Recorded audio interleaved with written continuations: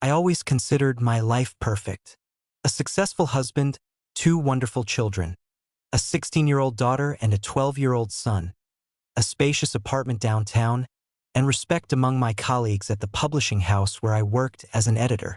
20 years of marriage seemed like the best period of my life, filled with warmth, mutual understanding, and shared goals. That August evening, I returned home earlier than usual. The boss let everyone go after lunch. The anniversary of the publishing house's founding was a good reason for a small celebration. I planned to surprise my family and prepare a special dinner. On the way, I bought fresh vegetables at the market, my husband's favorite wine, and ingredients for a chocolate cake that the kids adored. The silence in the apartment didn't surprise me. My daughter was supposed to be at volleyball practice, and my son was at a friend's house working on a biology project. I put the grocery bags on the kitchen table when I heard muffled voices coming from my husband's study. "We can't keep going on like this." A woman's voice was quiet but confident. "It's not fair to everyone involved." "I know," he replied, "but now isn't the best time. We need to plan everything properly." I froze. Something in my husband's tone, in that intimate intonation that used to be reserved only for me, made my heart painfully tighten.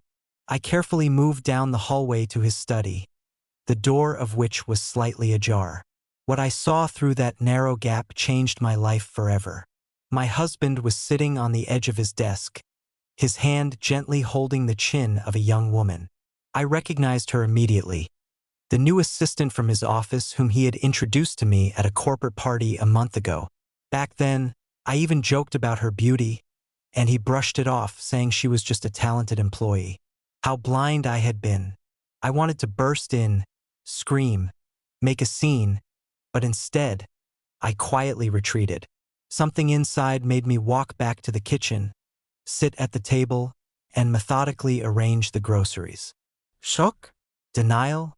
Or perhaps I had always known this would happen but refused to acknowledge the obvious.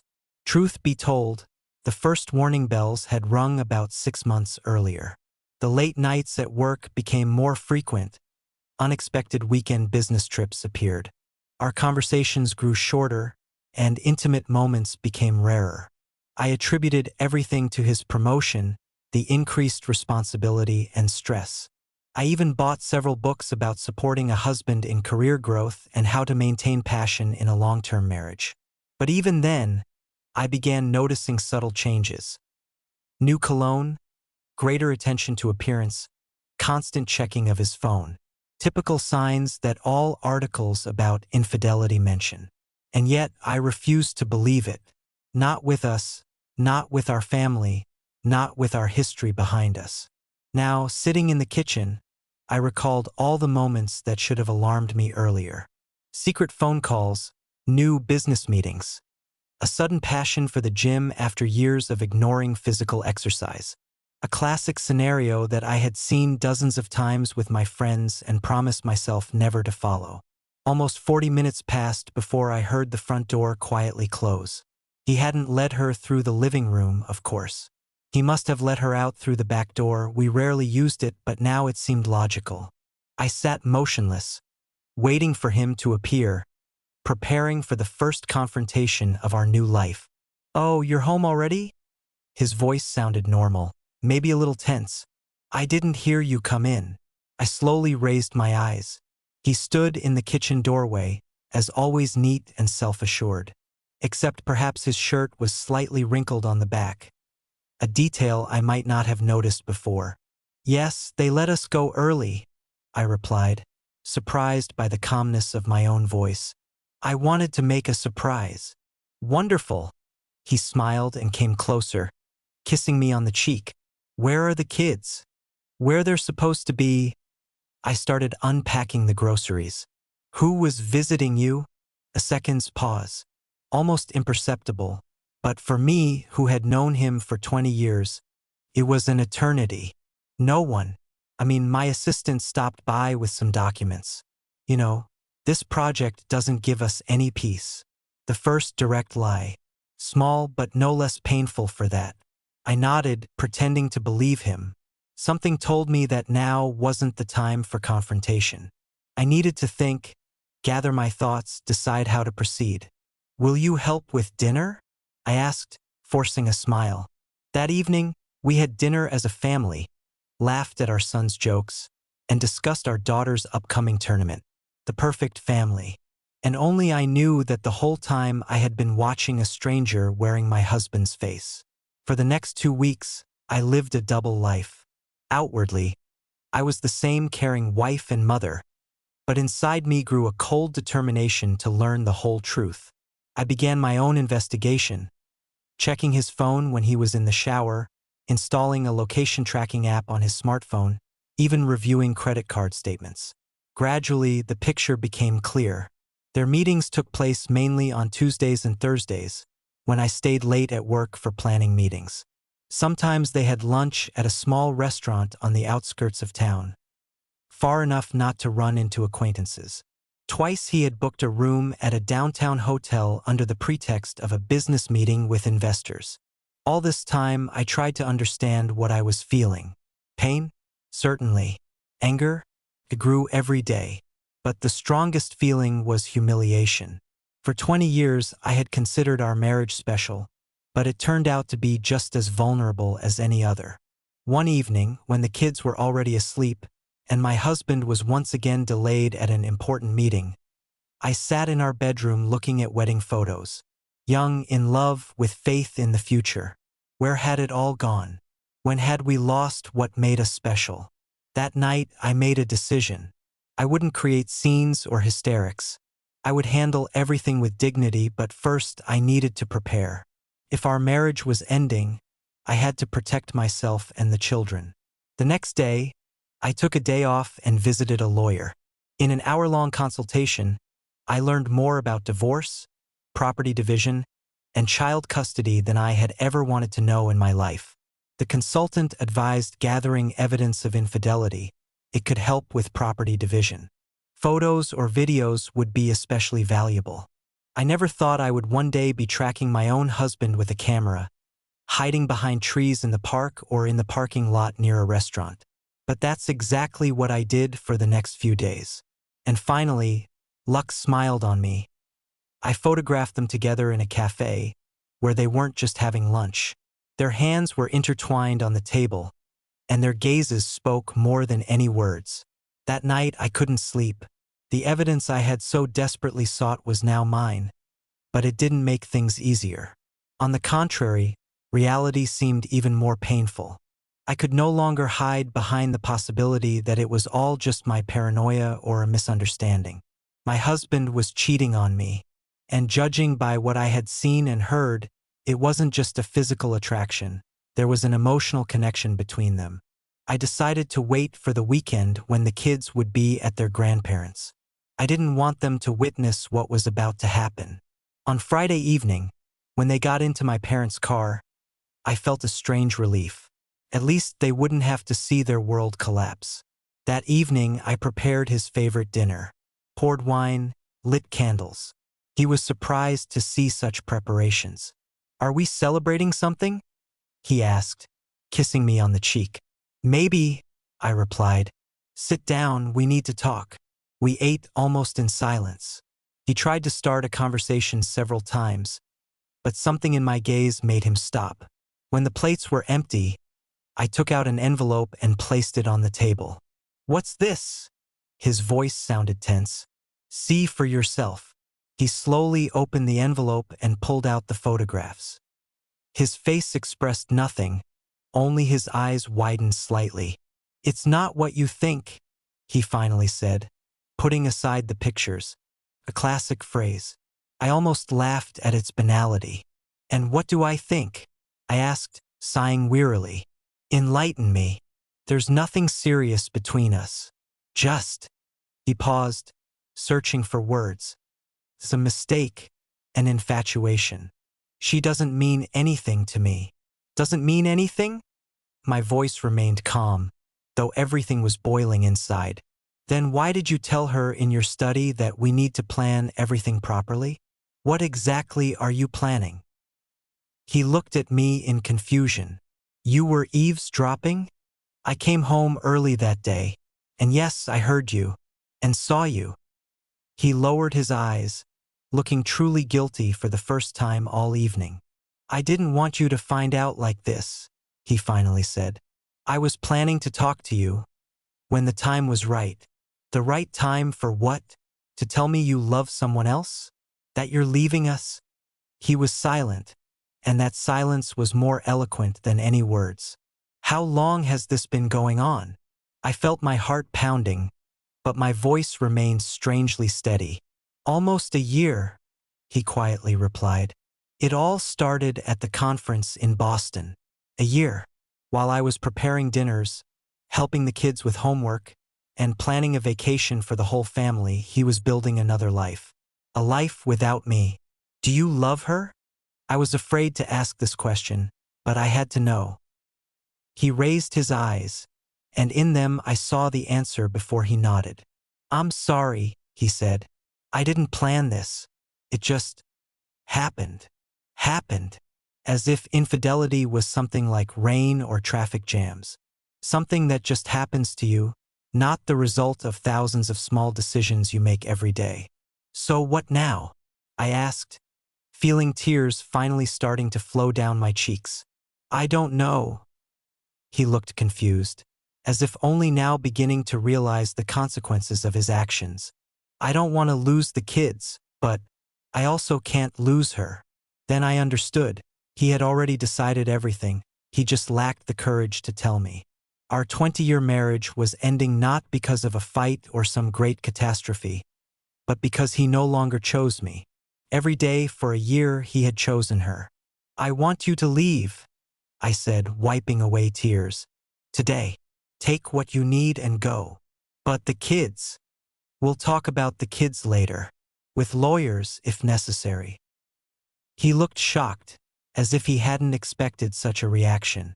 Perhaps he thought I would beg him to stay, fight for him. But I knew myself, I had never been one to ask someone to stay against their will. That night, watching him pack his suitcase, I felt a strange mixture of pain and relief. 20 years of our life fit into one blue suitcase and a gym bag. When the door closed behind him, I collapsed on the floor and finally allowed myself to truly cry. The first weeks were the hardest. Explaining to the children, sympathetic looks from friends and colleagues, endless whispers behind my back. It hurt most to see the confusion in my sons' and daughters' eyes. They didn't understand why their beloved dad suddenly lived somewhere else, why he didn't come home every evening. I tried to explain without destroying their relationship with their father. Despite everything, he remained their dad, and I didn't want to deprive them of that connection. My ex-husband would come every weekend, take the kids, and they would spend time together. Sometimes I saw her, young, energetic, beautiful, waiting for them by the car. Each time it was like a punch to the gut. I tried not to think about them being together now, that she was taking my place not only in his life but potentially in my children's lives as well. The first month I barely slept. Used to another person's presence in bed, I would wake at every sound. Sometimes at night, I cried, remembering our moments together. The birth of our children, our travels, the small joys of everyday life. But days passed, and the pain gradually subsided. Work helped. I immersed myself in projects I had previously postponed due to family obligations. I signed up for photography classes I had always wanted to take but never found the time for. I started socializing more with friends, especially those who had gone through divorce and understood my condition. 3 months later, the lawyers finished all the formalities. We divided the property, agreed on child custody and financial support. Officially, I became a free woman. That day, I went to a salon and drastically changed my hairstyle. A short bob instead of my usual long hair. A symbolic gesture, but it gave me a sense of a new beginning. I accidentally found out that he and she were planning to get married. My daughter let slip that Dad had shown her a ring he was going to give that new lady. I felt a pang of pain, but not the sharp one that used to pierce me before. It was more like the dull ache of an old wound slowly healing. 6 months later, I met him at our daughter's school concert. We sat at opposite ends of the hall, him with her, me alone. After the performance, we ran into each other at the coat check. "How are you?" he asked with some trepidation. "Better than I expected," I answered honestly. "And you?" "Good," he nodded. We're going to get married." "I know, our daughter told me." I tried to smile. "Congratulations." For a moment, understanding passed between us again, the kind that once made us a strong couple. He looked at me in surprise, as if not expecting such a reaction. "Thank you," he said quietly, "and forgive me for everything." I simply nodded. It was still too early for true forgiveness, but I was moving in that direction. A year passed. Life took on a new rhythm. I focused on my career and children, started traveling more, first alone, then with friends, and eventually with the kids. The pain didn't disappear completely, but it transformed into something else. An understanding that sometimes even the strongest bonds break, and that doesn't mean everything was in vain. My ex-husband married her as planned. Our daughter was invited to be a bridesmaid, our son to be the ring bearer. I didn't attend the wedding, but I helped the kids prepare, choose outfits and gifts. It was my way of showing that I didn't hold a grudge, at least not enough to affect the children's relationship with their father. One evening, almost 2 years after our separation, I was sitting on the terrace of our, now my house, looking through old photo albums, not with nostalgia or sadness, but with a sense of completion. Those 20 years were a part of my life, an important part, but not my entire life. A phone call interrupted my thoughts. An unfamiliar number appeared on the screen. "Hello," I answered. "Hi, it's me." My ex-husband's voice sounded strangely tense. "Can we talk?" I was surprised. In recent months, we had communicated only about the children, and mostly through messages. "Is everything all right? Are the kids okay?" "Yes, they're fine. They're at my mother's." He paused. "It's personal. Can I come over?" An hour later, he was sitting across from me on the same terrace, nervously turning a glass of water in his hands. He looked tired and somehow worn out. "We're having problems," he finally said. "With her." I remained silent, not knowing what to say. Part of me felt spiteful satisfaction, but another part surprisingly sympathized with him.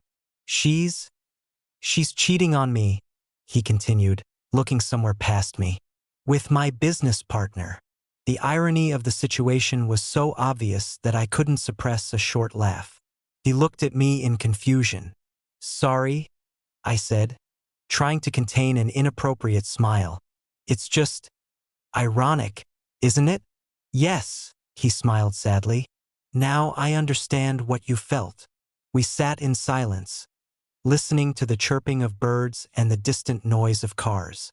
Once this man had been the center of my world, the person I had planned to spend my entire life with. Now he was just an acquaintance who had come to share his problems. "What are you going to do?" I finally asked. "I don't know," he sighed. "Probably what you did.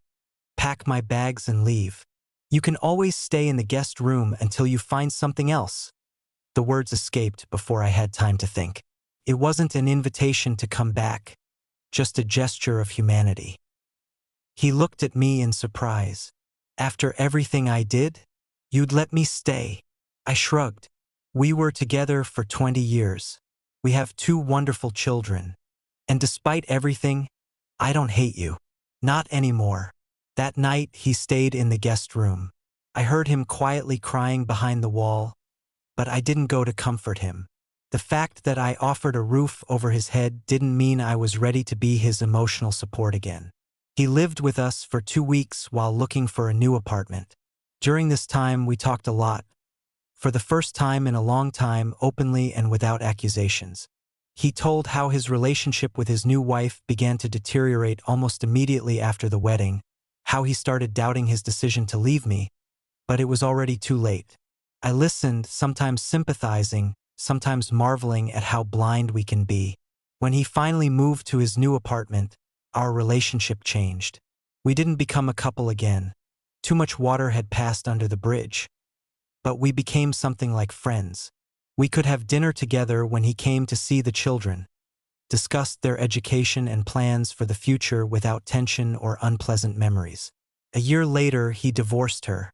6 months after that, I met a man who made me believe in love again. We started dating, and our relationship developed slowly but surely. When I introduced him to my ex-husband, he shook his hand and quietly said, "Take care of her. She's worth it." 5 years have passed. My daughter has entered university. My son is finishing high school. I remarried to a man who respects my history and doesn't try to erase my past. My ex is now also seeing someone, a woman our age, calm and sensible. Sometimes we all gather together for the children's birthdays or other family celebrations. At first, it was awkward, but over time we found our rhythm. The children are happy to see that we can communicate civilly, and that's the main thing. Once, during our daughter's graduation, my ex-husband and I were left alone while other family members were taking photos. "Do you ever regret it?" he suddenly asked. "What happened between us?" I thought for a long time before answering. I regret the pain we caused each other. I regret the time wasted on resentment and anger. But I don't regret where it has led us now. We're both happier than we were in the last years of our marriage. He thoughtfully nodded. You know, I often think about that moment when everything went wrong, when exactly we stopped truly seeing each other. It was a profound question, and strangely now, from the distance of time, I could reflect on it without pain. "I think it happened gradually," I replied. "Day by day, we chose easier paths. Not talking about difficult things, not solving problems, hiding behind routine. We stopped being vulnerable with each other. And finding time for each other," he added. "I was so caught up in work, career, and I with the children and my projects." I agreed. "But you know what's saddest? We could have fixed everything. If one of us had noticed these cracks earlier and found the courage to speak about them out loud." He looked at me with a mixture of sadness and gratitude. "Thank you." "For what?" "For not destroying me in the eyes of our children, although you had every right to. For finding the strength to be kind when I returned broken by my own mistakes. For teaching me true forgiveness." I smiled. At that moment, our daughter approached us in her graduation gown, radiant and happy, demanding a photo together. We stood side by side, his hand lightly touching my back. A friendly but respectful gesture. Our eyes met for a moment, and that gaze reflected our entire history. Love, betrayal, pain, forgiveness, and, finally, peace. Sometimes people ask me how I managed to survive betrayal and rebuild my life. Most often, it's women with pain in their eyes, those who have just discovered that their partner has chosen someone else. I don't have universal answers or a magic recipe for healing, but I have learned some lessons from my own experience. The first and perhaps most important lesson is to allow yourself to feel the pain. Don't try to be strong right away, don't hide behind work or alcohol, don't pretend everything is okay.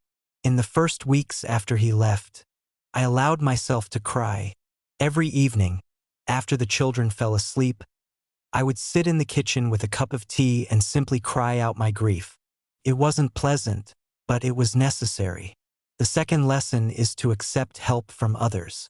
I had always been independent, proud. It was hard for me to admit that I couldn't handle it alone, that I needed support. But it was friends who showed up with home-cooked meals when I didn't have the strength to cook, parents who took the kids for weekends when I needed time for myself, colleagues who covered for me at work on particularly difficult days. They helped me survive the darkest moments. The third lesson is not to let betrayal define your self-worth. So many women and men blame themselves when a partner cheats. What did I do wrong? How is she better than me? Why did he choose her over our marriage? These questions can poison the soul. The truth is that often infidelity says more about the cheater than about the one who was cheated on. It's their choice, their weakness, their inability to solve problems honestly and openly. The The fourth lesson is to forgive not for them but for yourself. Forgiveness doesn't mean justifying their actions or forgetting the pain.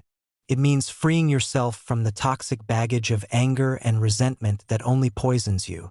It took me almost 3 years to truly forgive my ex-husband, but when it happened, I finally felt complete freedom to move on. The fifth lesson is that betrayal doesn't mean the end of the ability to trust. After the divorce, I was convinced I would never be able to trust a man again, to open my heart to a relationship. I was afraid of new pain, new betrayal. But over time, I realized that depriving myself of the opportunity to love again was the greatest betrayal to myself. When I met my current husband, the first months weren't easy. I constantly looked for signs of possible infidelity, set up tests, worried when he was late from work. He showed incredible patience and understanding, never reproaching me for these fears. Gradually, I learned to trust again. First him and then my ability to be happy in a relationship. The sixth lesson is that sometimes the best things come after the worst. As paradoxical as it may sound, betrayal and divorce forced me to grow. I became stronger, wiser, more compassionate to others' pain. I began to appreciate the small joys of life that I hadn't noticed before, busy with my resentments and fears. I found new hobbies, new talents in myself, a new job that brings me more satisfaction than the previous one. And finally, the last lesson: you are stronger than you think. At the moment when I discovered the betrayal, it seemed like the world had collapsed. I couldn't see a future, didn't believe I would ever smile again, that I would find the strength to get up and continue living. But I did it, day by day, step by step. Today, looking back at that period of my life, I feel not pain or anger, but something like gratitude. Yes, the path was difficult, but it led me to where I am now, to a life I love, to a person with whom I'm happy, to a deeper understanding of myself. Betrayal is always a betrayal of trust, and it's always painful. But it doesn't have the power to define your entire life unless you allow it to. I decided not to allow it, and that was probably the best decision I ever made. After everything I've experienced, my understanding of love has changed. Before, I thought true love was passion, romance, butterflies in the stomach, and the feeling that without another person, your life is incomplete. Now I know that true love is much more complex and deeper. Love is a choice we make every day. It's not just a feeling that comes and goes. It's a decision to be there even when it's difficult. With my current husband, we have a ritual. Every evening before bed, we tell each other what we're grateful for today. And so often in these conversations, we hear, "I'm grateful that you chose me today." Love is honesty, even when it's painful. I've learned to talk about my fears, insecurities, and needs, not expecting my partner to guess them. I've learned to listen without judgment when he shares his doubts or disappointments. Love is space for individual growth.